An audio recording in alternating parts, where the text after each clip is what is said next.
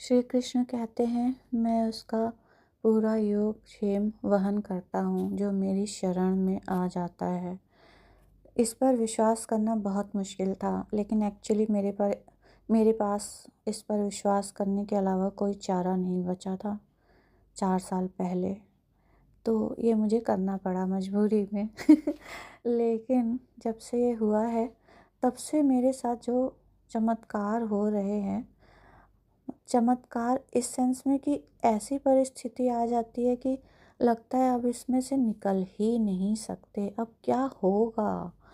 पर अब उसी समय लगता है कि भगवान जी, अब आप देख लीजिए, आज भी ऐसी ही एक परिस्थिति थी जो कि एक असंभव परिस्थिति थी।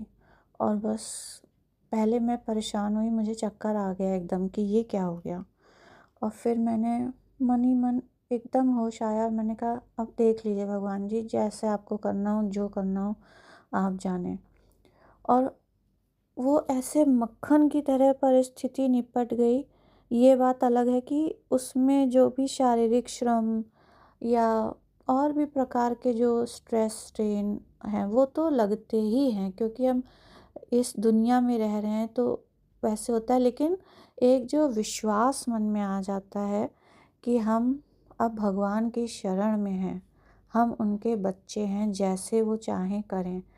और इसी का एक दूसरा पक्ष भी है कि एक आध ऐसी चीज़ें हैं जो मैं सबसे ज़्यादा चाहती हूँ और हमेशा से चाहती हूँ, और उनका होने का कोई भी इशारा तक जो है दिखाई नहीं देता है, जिन पे मुझे लगता है मेरा जीवन टिका हुआ है। लेकिन उसमें भी यही सोच के चलना पड़ता है, वहाँ कोई चमत्कार नहीं हो रहा है।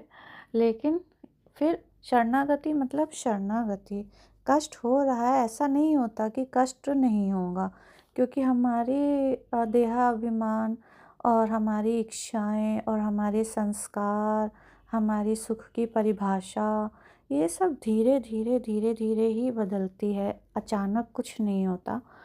तो उधर बहुत कष्ट भी है, लेकिन इधर ये सब है।